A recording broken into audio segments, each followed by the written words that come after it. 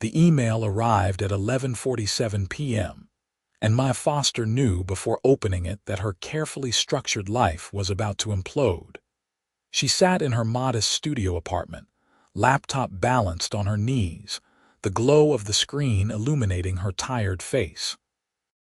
26 years old, 3 years into her position as a senior event coordinator at Preston Luxury Hotels, and she had never once broken a rule. Not a single policy violation, not even a late arrival. Her record was spotless, her reputation sterling, and her future bright. That email, however, was about to test every principle she held dear. All staff, effective immediately. Fraternization between management and employees is strictly prohibited. Violators will face immediate termination. No exceptions. Signed, Yates Preston, CEO. Maya's stomach dropped. She read it 3 times, each word sinking deeper into her consciousness like stones into water. Yates Preston, the man who had smiled at her during yesterday's budget meeting, the man whose hand had lingered just a moment too long when passing her documents, the man who had asked her to stay late tomorrow to discuss the upcoming charity gala, alone in his office, the man she had been desperately trying not to think about for the past 6 months. She closed her laptop with more force than necessary and pressed her palms against her eyes. This was ridiculous. Nothing had happened. Nothing would happen. Yates Preston was her boss, the 32-year-old heir to a hotel empire worth over $400 million. He wore suits that cost more than her monthly rent. He drove a car she could not even pronounce the name of. And she was Maya Foster, scholarship kid from Cleveland, daughter of a waitress and a mechanic, working 80-hour weeks to prove she belonged in a world that had never been meant for people like her. Except when he looked at her, none of that seemed to matter. The next morning arrived too quickly. Maya dressed with deliberate care, choosing a navy blazer and cream blouse, professional armor against feelings she refused to acknowledge. The Preston Hotel headquarters occupied a gleaming tower in downtown Chicago, all glass and steel and intimidating architecture. She had walked through these doors 1,000 times, but today her hands trembled as she swiped her badge. Maya, wait up.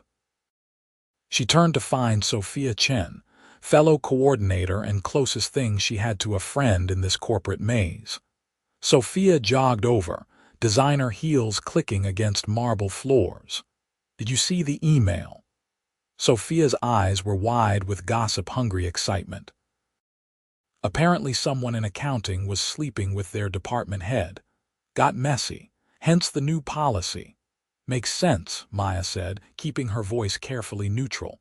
Does it though? I mean, we're all adults. Sophia lowered her voice as they stepped into the elevator. Between you and me, I think it's because of Preston himself. Maya's heart stopped. What do you mean? Come on, you've seen how he looks at you. Everyone has. The man is gone for you, Maya. Absolutely gone. This policy screams keeping myself from doing something stupid. That's insane, Maya said, but her voice came out too high, too defensive. He's never been anything but professional. Professional. Last week he asked you to coffee 3 times, that budget meeting. He only wanted your input, and don't even get me started on the gala planning. He could assign that to anyone, but he keeps pulling you into private meetings. The elevator doors opened, saving Maya from having to respond. But Sophia's words echoed in her mind as she walked to her desk, as she reviewed vendor contracts, as she returned emails with mechanical efficiency. Was it true? Had everyone noticed something she had been trying so hard to deny? At 6:00 p.m., long after most employees had left, Maya gathered her materials for the gala meeting and walked toward the executive floor. Each step felt weighted with significance she did not want to examine. The hallway was quiet, plush carpet muffling her footsteps. Yates's office sat at the end, massive wooden doors slightly ajar. She knocked softly. "Come in." His voice sent an unwelcome shiver down her spine. Maya pushed the door open and found Yates standing by the floor-to-ceiling windows. Chicago's skyline spread out behind him like a kingdom. He had loosened his tie, rolled up his sleeves. The sunset painted everything gold. He was tall, maybe 6'2", with dark hair that perpetually looked like he had been running his hands through it. His face was all sharp angles and intensity, the kind of handsome that made people stop and stare. But it was his eyes that undid her, deep brown and impossibly expressive, currently fixed on her with an attention that made breathing difficult. "Maya, thank you for staying." He gestured to the conference table. "I ordered dinner, figured we would be here a while." She noticed the spread of Thai food, her favorite, from the restaurant she had mentioned once 3 months ago in passing. He remembered.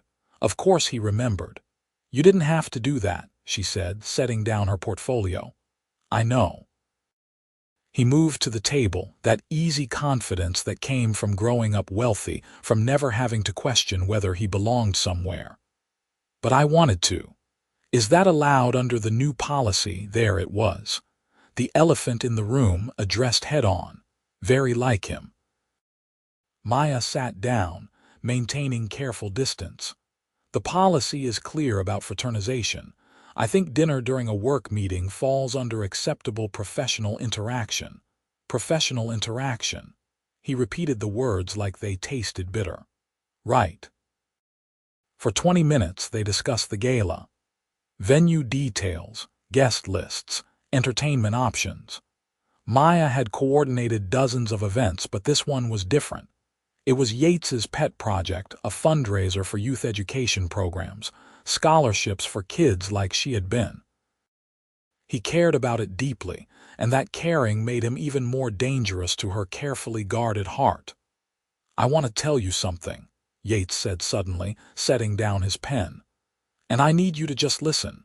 "Can you do that?" Warning bells screamed in Maya's mind.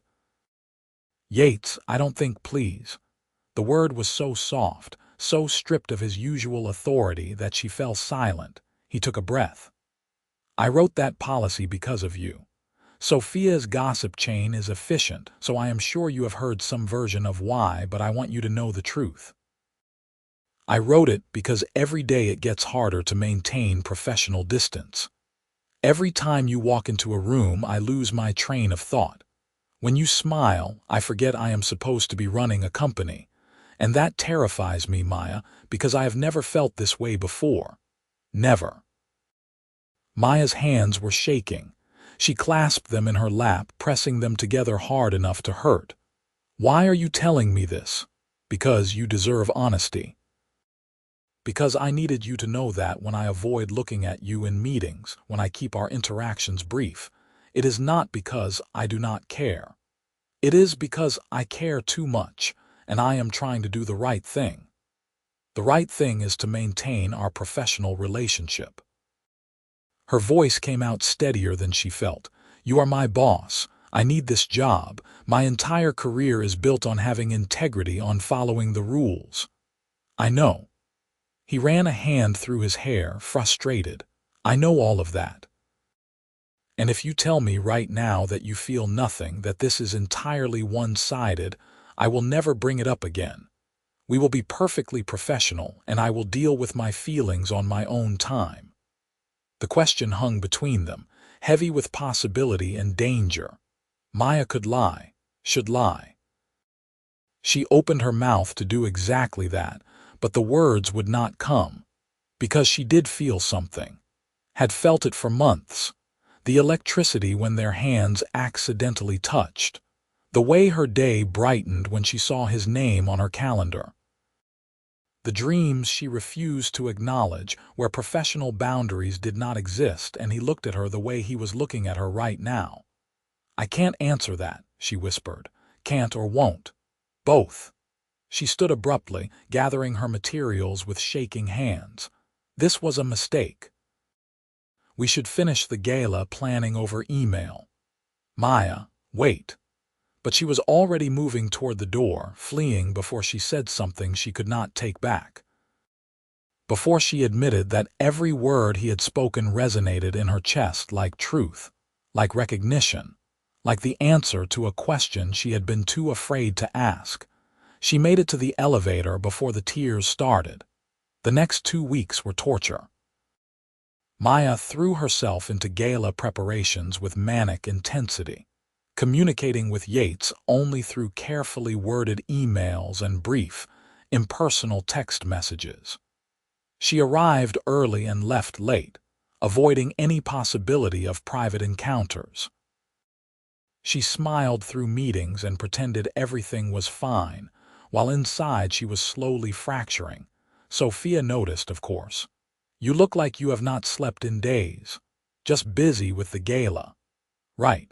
Nothing to do with the fact that Preston looks equally miserable."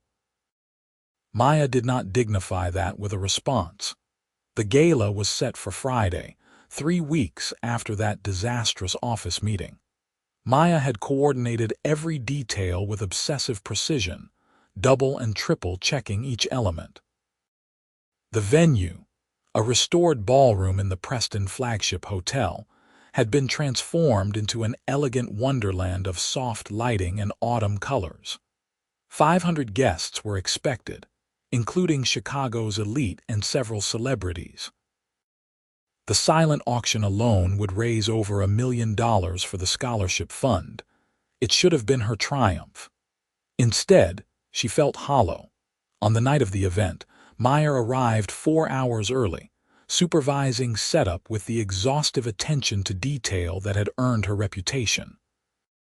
She wore a floor-length emerald gown, required attire for coordinators at such high-profile events, her dark hair swept up in an elegant twist. She barely recognized herself in the mirror. Guests began arriving at 7. Maya moved through the crowd with practiced grace, troubleshooting problems, ensuring everything ran smoothly. She saw Yates across the room, devastating in a tuxedo, playing the charming host. He caught her eye once, just once, and the longing in his expression nearly undid her careful composure. At 8:30, disaster struck. The keynote speaker, a prominent education advocate, collapsed backstage. Paramedics arrived quickly, determining it was dehydration and low blood sugar, but she could not go on. The program was thrown into chaos. Maya found Yates in the wings, surrounded by anxious staff. "We need someone to speak," his assistant was saying. "Now the natives are getting restless." Yates's jaw was tight. "Give me 2 minutes to prepare." "You can't." Maya stepped forward, her event coordinator instincts overriding everything else. "You are the host. You have been greeting guests, working the room. If you give the keynote too, it looks self-congratulatory. We need someone else with a personal connection to the cause." "Who?" Yates demanded. "Everyone else here is a donor.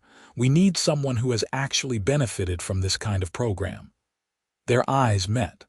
Maya felt the world narrow to this moment, this choice. "I'll do it," she heard herself say. Yates stared at her. "Maya, you have never spoken publicly about, I know. But those kids need advocates, and I know what it is like to be them. Let me do this." For a long moment he just looked at her, something fierce and proud burning in his expression. Then he nodded. "Okay, yes, thank you." 10 minutes later, Maya stood behind a podium facing 500 of Chicago's wealthiest citizens. Her hands were ice cold. Her heart hammered against her ribs. She had not prepared a speech. She had no notes. But when she opened her mouth, the words came. "My name is Maya Foster, and I should not be here tonight." The room quieted. "I grew up in Cleveland, the daughter of a waitress and a mechanic. Good people, hard-working people. But when I was 16, my father had a stroke. Medical bills buried us. We lost our house.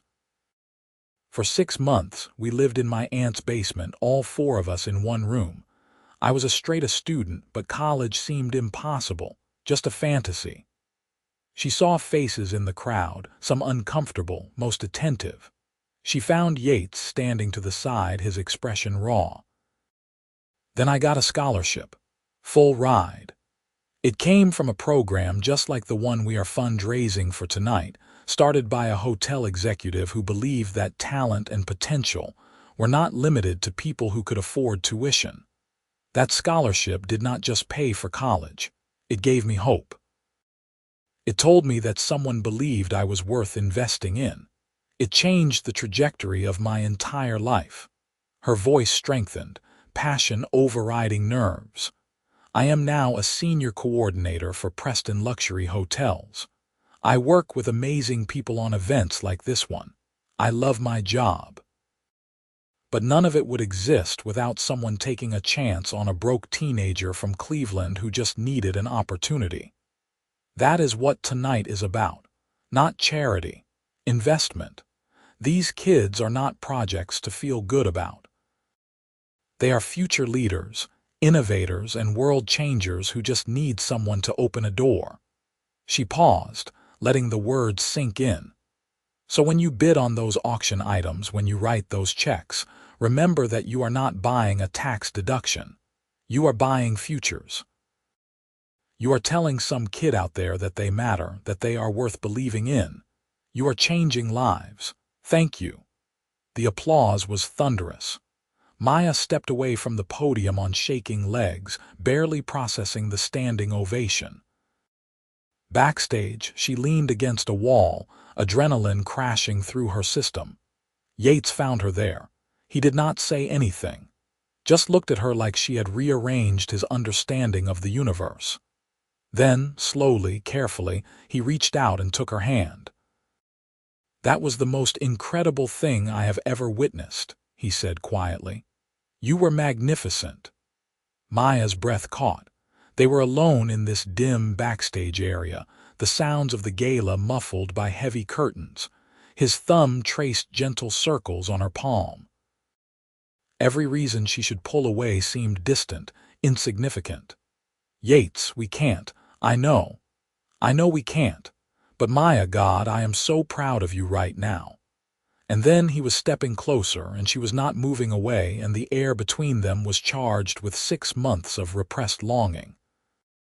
His free hand came up to cup her cheek, so gentle, so reverent. "Tell me to stop," he whispered. She could not. She was incapable of forming those words because this moment felt inevitable, like every interaction had been building to this. When his lips met hers, soft and questioning, Maya's entire world realigned. The kiss was slow, deep, perfect. His hand slid into her hair, careful of the pins holding it up. She gripped his lapels, pulling him closer, years of good behavior dissolving in the face of this overwhelming rightness. He tasted like champagne and possibility. He kissed her like she was precious, like he had been waiting his entire life for this. When they finally broke apart, both breathing hard, reality crashed back in. "We just broke every rule," Maya said, but she could not make herself sound appropriately horrified. Yates rested his forehead against hers. "I know, worth it.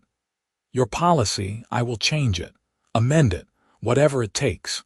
You can't just change company policy because you want to date someone.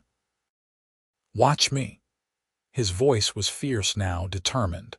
"I am the CEO, and I am not losing you because of a rule I wrote in a moment of panic. We will do this right, Maya, transparent, above board, but I am done pretending I do not feel this. People will talk. They will say I slept my way into my position. Let them. Anyone who has seen your work knows better. You are brilliant at your job. That has nothing to do with me." Maya wanted to believe him, wanted to fall into this, consequences be damned. But years of fighting for credibility, of proving she belonged, made her hesitate. "I need time to think," she said. Pain flashed across his face, but he nodded. "Okay, take all the time you need. But Maya, I am not going anywhere. Whatever you decide, I will respect it. Just know that I am completely, utterly gone for you." She fled then, back to the gala, back to her responsibilities. The rest of the night passed in a blur. The event was a massive success, raising over $3 million. People praised her speech. Donors shook her hand. She smiled and thanked them and felt like she was operating on autopilot. At midnight, after the last guest had departed and cleanup was underway, Maya finally left. She drove home through empty streets, her mind a chaotic mess of emotions. She had kissed her boss, had wanted to keep kissing him. And instead of regret, all she felt was a terrifying, exhilarating longing for more. Her phone buzzed as she entered her apartment. A text from Yates. "You were extraordinary tonight, in every way. Sleep well, Maya. Whatever you decide, you were extraordinary." She fell asleep clutching her phone, a smile on her face for the first time in weeks. The following Monday, Maya requested a meeting with Human Resources. She sat across from Janet Morrison, the HR director, and explained the situation with clinical precision. Yes, there was mutual attraction between her and the CEO. No, nothing had progressed beyond one kiss. She wanted to know what options existed that would preserve both their professional integrity and the possibility of exploring a relationship. Janet listened without judgment, taking notes. "I appreciate your honesty. This is complicated but not unprecedented. The policy exists to prevent abuse of power, not to prohibit genuine relationships between consenting adults. However, there are procedures we need to follow." She outlined them. Maya would be reassigned, moving to a different department where she would not directly report to Yates.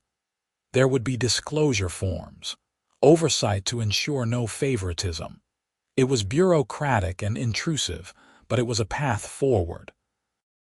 "The question is whether you think this potential relationship is worth these complications," Janet said gently.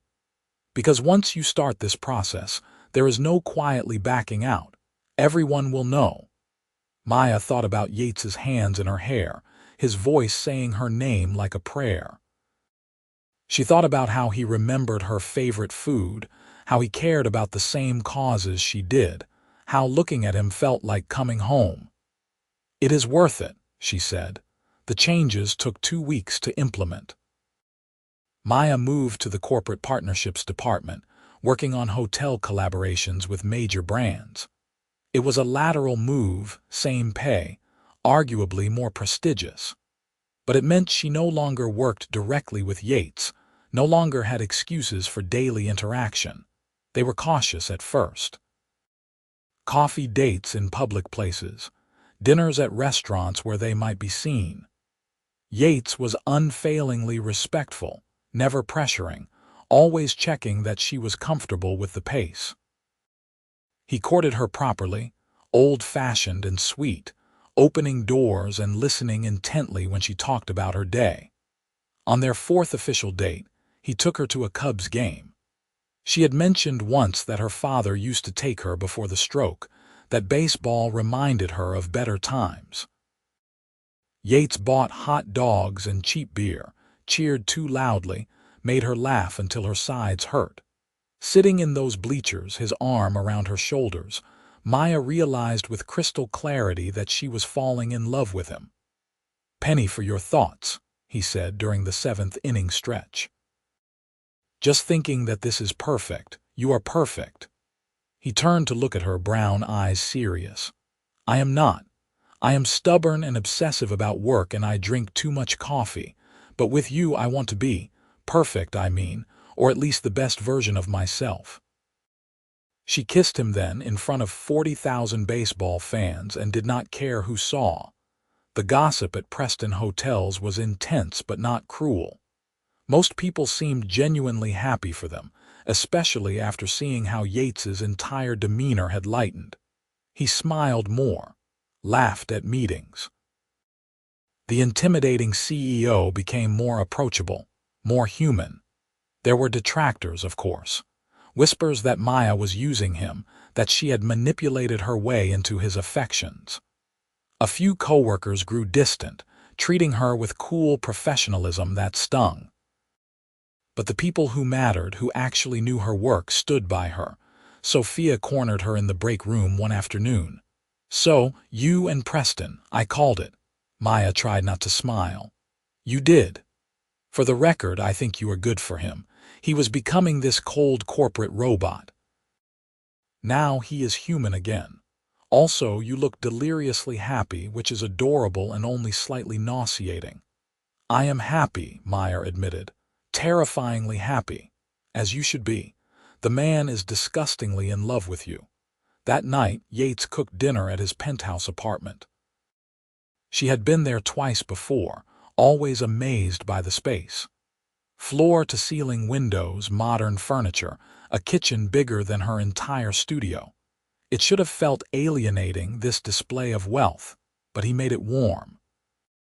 There were photos on the shelves, books stacked everywhere, evidence of actual living. They ate pasta and drank wine and talked for hours.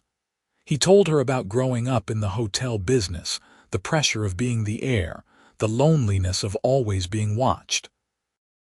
She shared stories from college, her struggles to fit in among classmates who treated spring break trips to Europe as routine.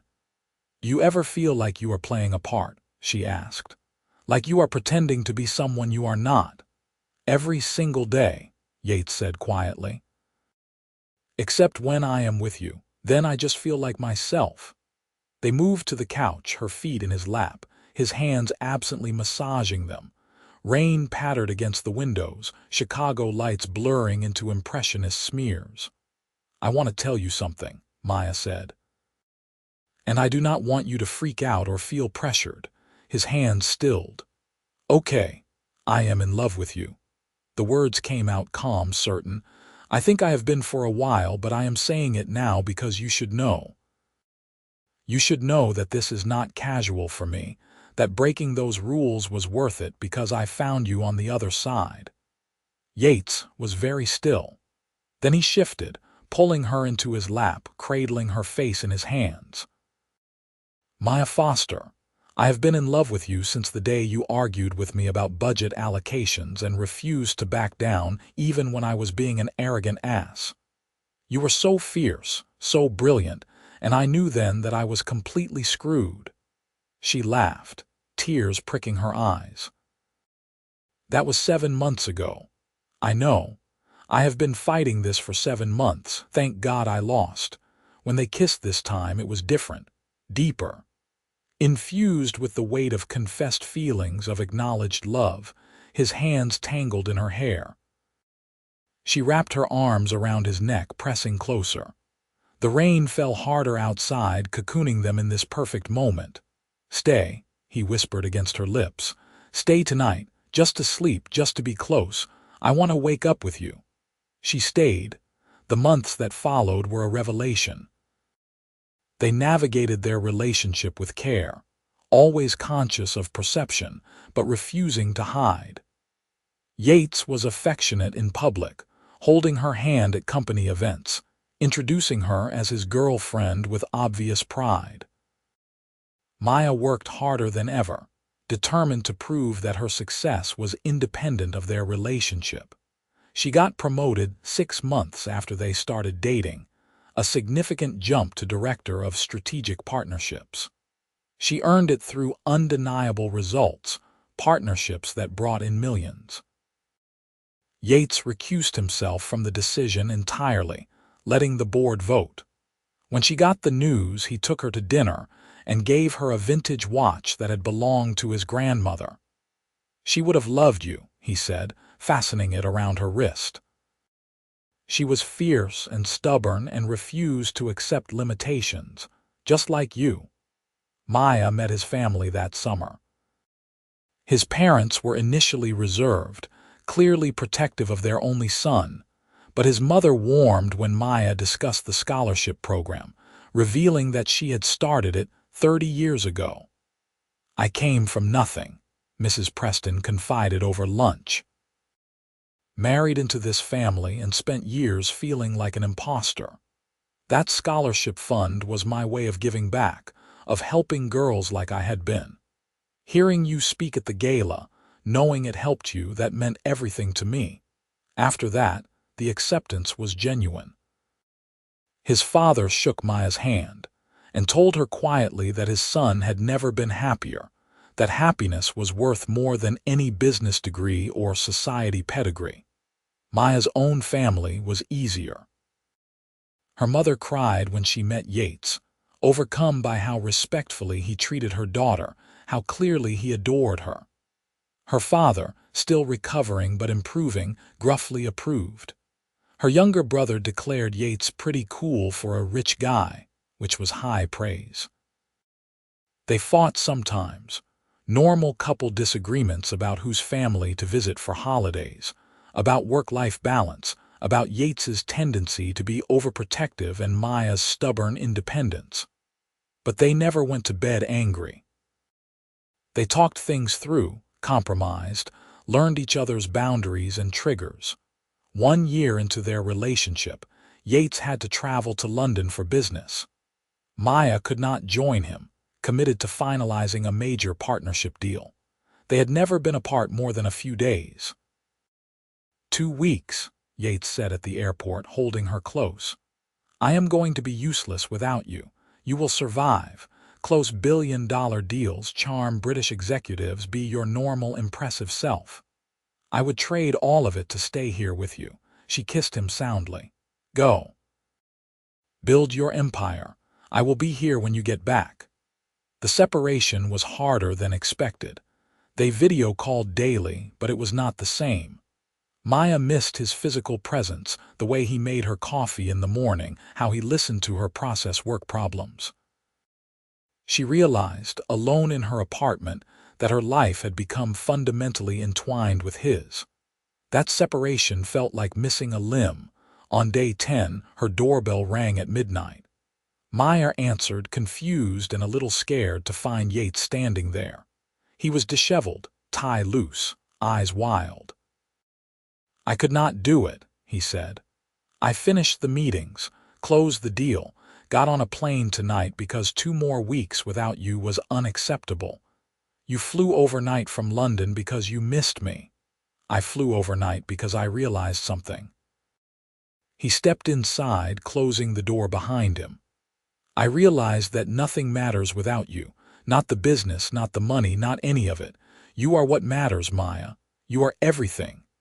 He reached into his pocket and pulled out a small velvet box. Maya's heart stopped. I know this is fast, Yates continued, voice shaking slightly. I know people will say we have not been together long enough, that we should wait, but I have never been more certain of anything in my life. Maya Foster, you are my best friend, my partner, the love of my life. You make me laugh, you challenge me. You make every single day better just by existing in it. I do not want to spend another night without you. Will you marry me? He opened the box, revealing a stunning vintage engagement ring, emerald surrounded by diamonds. Maya was crying now, ugly, happy tears streaming down her face. You are insane, flying across an ocean to propose at midnight. Is that a yes or yes? Of course yes, you impossible man. He slipped the ring on her finger, laughing with relief, and then he was kissing her, and she was kissing him back, and they were both crying and laughing, and it was perfect, absolutely perfect. They got married 6 months later, a small ceremony at the same hotel where they had held the gala. Only family and close friends attended. Maya wore a simple ivory gown. Yates cried during his vows. They promised to love each other through complications and conflicts, through professional challenges and personal growth, through everything life might throw at them. The reception was joyful, full of dancing and laughter. Sophia caught the bouquet and declared she was next. Maya's mother pulled her aside and said, "He is good for you, sweetheart. He sees who you really are." During their first dance, Yates whispered in her ear, "Thank you for being worth breaking the rules." Maya pulled back to look at him, this man who had rearranged his entire life to love her properly. "Thank you for breaking them." 2 years later, They bought a house together, a beautiful brownstone with a yard and enough space to grow into.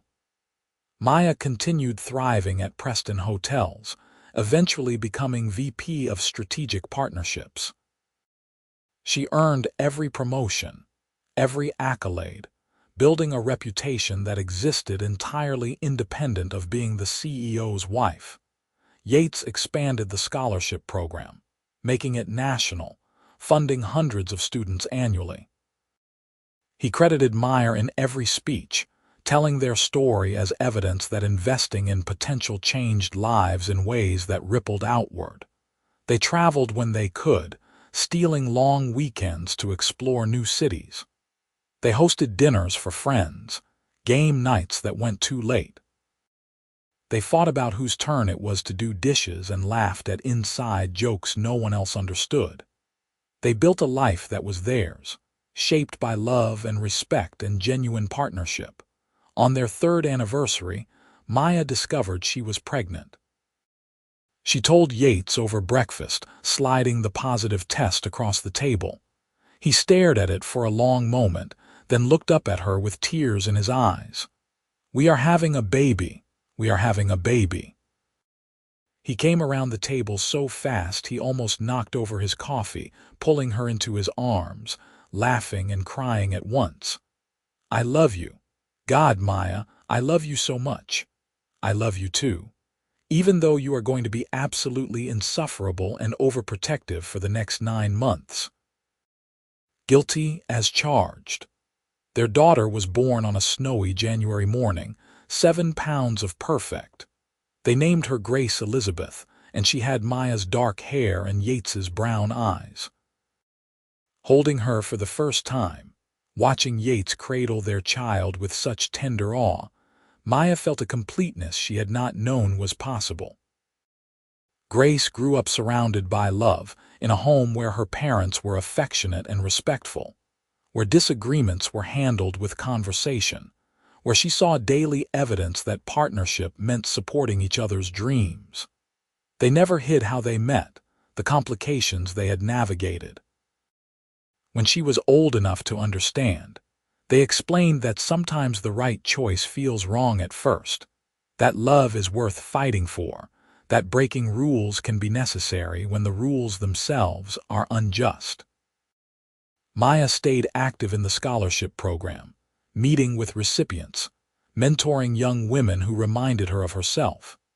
She never forgot where she came from, the precariousness of poverty, the transformative power of opportunity. Every speech she gave, every student she helped, was a continuation of that night at the gala when she decided her story mattered. Yates grew into his role as CEO, but he was different from his predecessors. He prioritized work-life balance, implemented generous parental leave policies, created pathways for employees from non-traditional backgrounds. He credited Maya with changing his perspective, with teaching him that business success meant nothing if achieved by sacrificing humanity. On their 10th anniversary, they returned to the ballroom where they had first kissed. The hotel had preserved it exactly as it was, a historic landmark now. They stood backstage in the same dim area where everything had changed. "You ever regret it?" Maya asked. "The complications, the gossip, how hard we had to fight at the beginning." Yates pulled her close, the same way he had a decade earlier. "Not for a single second. You are the best rule I ever broke. We broke it together. We did." He kissed her forehead, her cheeks, her lips. "And I would do it again in a heartbeat. Every time. In every lifetime." Maya thought about the girl she had been, terrified in her studio apartment, reading that policy email with a sinking heart. She thought about the courage it had taken to admit her feelings, to pursue something that seemed impossible.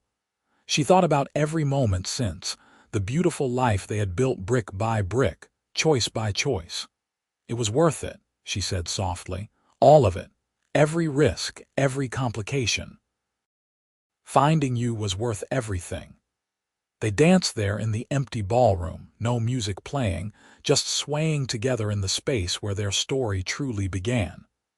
Outside, Chicago glittered with a million lights, full of people making their own choices, taking their own risks. But in that moment, Meyer and Yates were complete. They had broken the rules and found something infinitely more valuable on the other side. They had found each other, and in doing so, had found themselves. Their love was not perfect, but it was real, built on respect and partnership, and the absolute certainty that they were better together than they had ever been apart. Grace started kindergarten that fall, brave and bright and full of questions.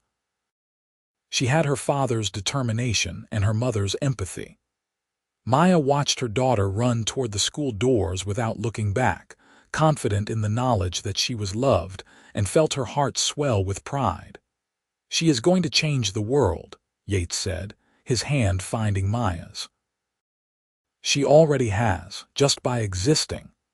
They walked back to the car together, fingers intertwined, 20 years of partnership still ahead. There would be challenges, certainly. Difficult teenage years, business crises, the inevitable complications of life. But they would face all of it together, the way they always had. That night, after Grace was asleep, they sat on their back porch with wine and the comfortable silence of people who knew each other completely. Maya leaned against Yates's shoulder, watching stars emerge in the darkening sky. "Do you remember what you said to me?" she asked. "That night in your office when you told me how you felt, which part, you said you were trying to do the right thing, trying to maintain professional distance because it was proper, expected." "I remember, I was an idiot," Maya smiled. "No. You were scared, we both were. But we chose courage instead. We chose each other, consequences be damned. That is what I want Grace to learn, that the right choice is not always the easy one, but it is always worth making." Yates turned to look at her, love written plainly across his features. "You are my right choice, Maya, every day in every way, you always will be." She kissed him then, sweet and lingering, tasting wine and contentment and the accumulated joy of years spent building something real. The night air was cool, autumn approaching. Inside, their daughter slept peacefully, dreaming whatever dreams 5-year-olds dream. Tomorrow they would both go to work, Maya leading a presentation on international partnerships, Yates meeting with the board about expansion plans. They would text throughout the day, share lunch if schedules allowed, return home to family dinner and Grace's elaborate stories, and the beautiful mundanity of life. But tonight, in this moment, they were simply Yates and Maya, two people who had taken a chance on love when all logic said not to, who had broken the rules and found everything they had ever wanted waiting on the other side. "Thank you," Maya whispered. "For what?" "For being brave enough to tell me the truth, for not letting me run away that night at the gala, for building this life with me." Yates wrapped his arm around her, pulling her impossibly closer. "Thank you for staying, for taking the risk, for loving me despite the complications." "Because of them," she corrected. "The complications made us stronger, made this real." They sat there long into the night, two people who had started as boss and employee, who had navigated policies and perceptions and their own fears to find something transcendent. Their story was not a fairy tale. It was better, rooted in real choices and genuine consequences and the hard work of building partnership. Maya had been right to be scared that night, reading the policy email. Breaking those rules had been risky, dangerous to everything she had worked for. But Yates had been right too. It had been worth it. Worth every complication, every whispered conversation, every moment of doubt. Because on the other side of that fear was this: a husband who loved her fiercely, a daughter who was her greatest achievement, a career she had built on her own merits, a life rich with meaning and connection. She had taken the risk, broken the rules, chosen love over safety. and she had never, not for one single moment, regretted it. Years continued to pass, marked by Grace's school milestones and Maya's professional achievements and Yates's expanding business ventures. They added a son, Thomas, 2 years after Grace started school. He was loud and energetic where his sister was thoughtful, keeping their household chaotic and joyful. Maya eventually wrote a book about her journey, from scholarship recipient to corporate executive, about navigating workplace relationships and breaking barriers. It became a bestseller, leading to speaking engagements across the country. She shared her story honestly, including the complications with Yates, the policies they had challenged, the careful navigation required to maintain both love and professional integrity. The response was overwhelming. She received thousands of messages from women facing similar situations, afraid to pursue love because of workplace rules, afraid to be seen as unprofessional. Maya's advice was always the same: be transparent, be ethical, but do not sacrifice happiness for rules that may not serve anyone's best interest. Fight for policies that prevent abuse while allowing genuine connection. Demand to be seen as a whole person, capable of both professional excellence and personal fulfillment. Yates supported every step of this journey. He attended her book signings, watched the kids when she traveled for speeches, read every draft of every article she wrote. He had become her biggest champion, celebrating her success with genuine pride that had nothing to do with ego or possession. On Grace's 10th birthday, they held a party at the house, inviting her entire class. Maya watched Yates organize games and serve cake, this powerful CEO on his hands and knees playing tag with 10-year-olds, and felt a wave of love so intense it almost hurt. Later, cleaning up after the party, Grace hugged her mother tight. "Daddy told me how you met. How you had to break rules to be together." Maya glanced at Yates, who shrugged apologetically. She asked, "What do you think about that?" Maya asked her daughter carefully. Grace considered this seriously, her father's thoughtfulness evident. "I think it is good you broke the rules. Because if you had not, Thomas and I would not exist. Sometimes rules are wrong and fixing them is important." Maya pulled her daughter closer, throat tight with emotion. "You are absolutely right. Sometimes the bravest thing you can do is challenge rules that do not make sense, that keep people from being happy. But you have to do it thoughtfully, ethically, making sure you are not hurting anyone. You and Daddy did that. We tried our best." That night, after both kids were asleep, Maya and Yates collapsed on the couch, exhausted but content.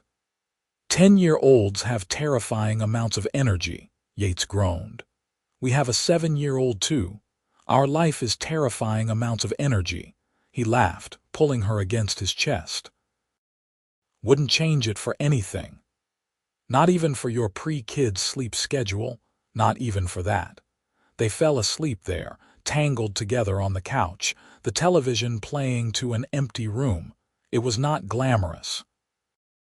It was not the life either of them had imagined in those early days when everything was new and terrifying and full of impossible possibility. It was better, richer, earned through years of choosing each other daily, through compromise and communication and unwavering commitment. Maya woke in the middle of the night to find Yates watching her, that same intense attention that had first caught her off guard a decade and a half earlier. "What?" she mumbled sleepily. "Just remembering. That first budget meeting when you called my allocation strategy short-sighted." "It was short-sighted. You were so fierce. I was completely gone right then."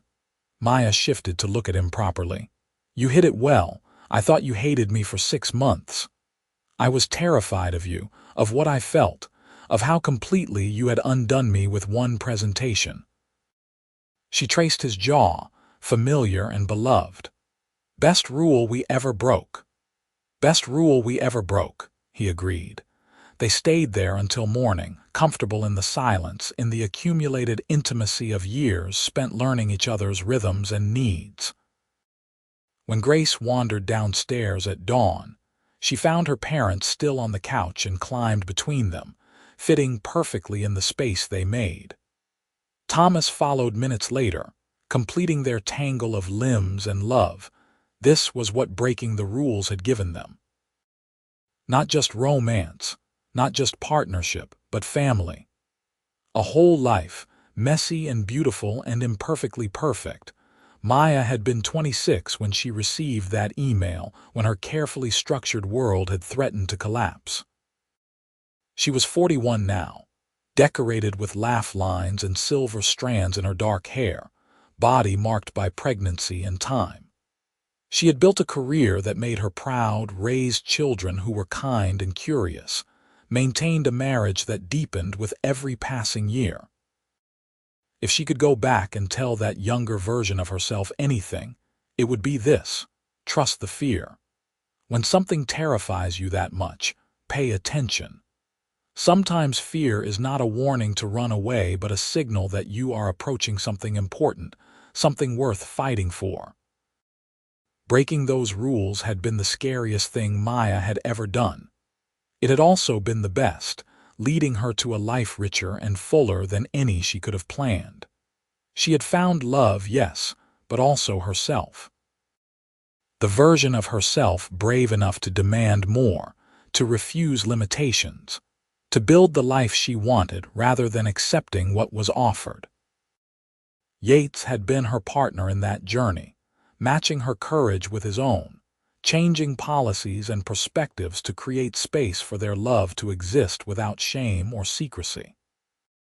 Together, they had proven that professional boundaries and personal happiness were not mutually exclusive, that with transparency and ethics, workplace relationships could thrive.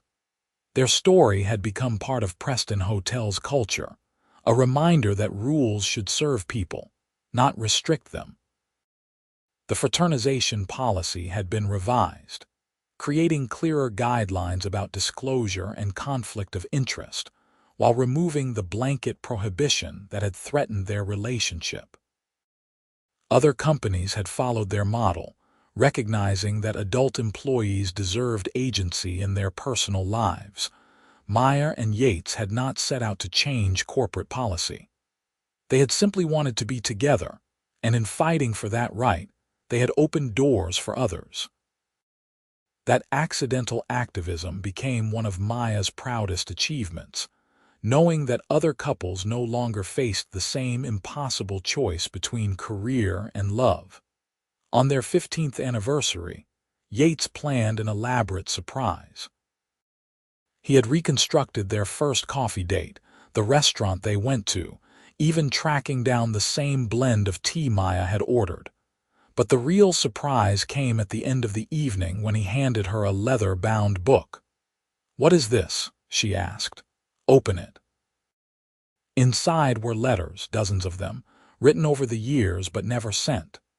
Love letters, apology letters, gratitude letters. Yates's private documentation of their relationship, his feelings, the moments that had shaped them. Maya read through tears, seeing their story through his eyes. The first letter was dated the day of that budget meeting, admitting he had been captivated immediately, terrified by the intensity of his reaction. Others documented their early complications, his frustration with the policy he had written, his determination to find a way forward. The most recent letter, dated last week, described watching her with their children, how she remained the most fascinating person he had ever met, how falling in love with her 15 years ago was still the best decision he had ever made. "I wanted you to have these," Yates said quietly. "So you know that every day, even the hard ones, even when we fight about whose turn it is to take Thomas to soccer, I choose you. I choose us. I always will." Maya could not speak around the emotion clogging her throat. She simply moved into his arms, holding him with everything she had, this man who loved her so completely, so enduringly. "I choose you too," she managed finally. "Every day, every time." They renewed their vows that year, a small ceremony with just family. Grace and Thomas stood with them, part of the promises they made. To love each other, to support each other, to keep choosing each other through whatever challenges life might bring. The years continued their relentless march. Grace went to college on a Preston scholarship, studying social work, determined to help people the way her parents' foundation had helped her mother.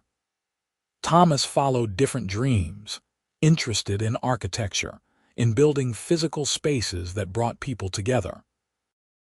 Maya and Yates watched their children grow into good humans, shaped by the love and partnership they had witnessed their entire lives.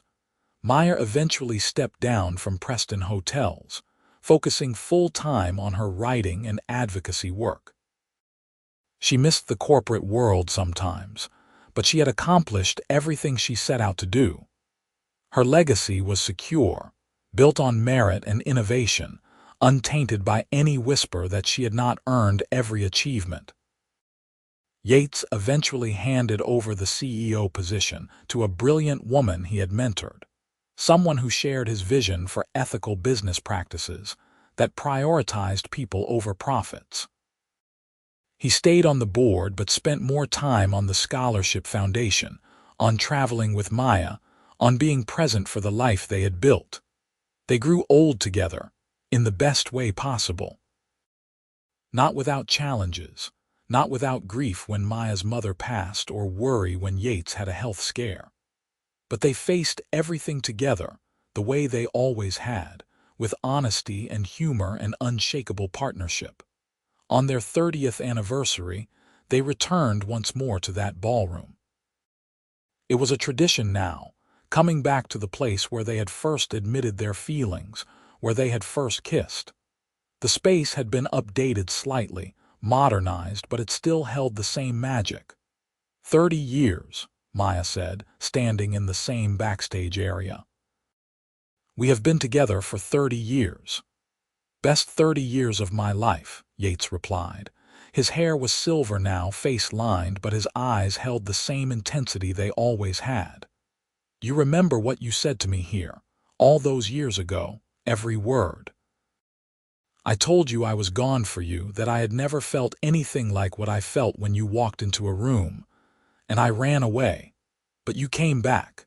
He cupped her face, thumbs stroking her cheekbones. "You always came back." Maya leaned into his touch, this man who had been her partner, her lover, her best friend for 3 decades. "Breaking those rules led me to you, to this life, to everything that matters. I would do it again in a heartbeat." "So would I." They kissed there in the dim backstage area, just as they had 30 years earlier. But this kiss carried the weight of accumulated years, of promises kept and challenges overcome. It tasted like history and future, like coming home. When they finally pulled apart, both were smiling. Maya took his hand, intertwining their fingers in the unconscious gesture of long intimacy. "Come on, old man. Our kids are throwing us an anniversary party and we cannot be late." "Old man," Yates protested, but he was laughing. "You are the same age as me. I am better preserved." Cannot argue with that. They left the ballroom hand in hand, walking out into Chicago sunshine. A car waited to take them to the party, where Grace and Thomas and 6 grandchildren waited to celebrate 3 decades of love and partnership. Where friends and former colleagues would toast their enduring relationship, the one that had started in such complication and grown into something beautiful. Maya settled into the car beside Yates, his arm automatically coming around her shoulders. She thought about that young woman reading a policy email at midnight, terrified and conflicted. She wished she could tell her younger self that everything would be okay, that the fear would pass and the joy would remain. But maybe it was better not knowing. Maybe the uncertainty was necessary, making the eventual happiness sweeter because it had been earned through courage and risk. "I love you," she said, simple and true. Yates kissed her temple. "I love you too. Thank you for taking the risk. Thank you for being worth it." The car pulled away from the hotel, carrying them toward the next celebration, the next chapter. Behind them, the ballroom stood as testament to where they had begun. Ahead, their family waited, evidence of everything they had built. And between those points, 30 years of choosing each other daily, of breaking rules that needed breaking, of proving that love could thrive even in the most complicated circumstances. Maya leaned her head on Yates's shoulder, content in a way she had never imagined possible all those years ago. She had been wrong to be afraid, though the fear had been understandable, because on the other side of that terror had been this: a lifetime of love, a partnership that deepened with time, a family built on respect and affection and unwavering commitment. Breaking the rules had been worth it. Every complication, every whispered conversation, every moment of doubt had led to this perfect, imperfect life. She would not change a single thing, would not trade any of it for easier circumstances or simpler beginnings, because this was real, earned, theirs, and that made all the difference.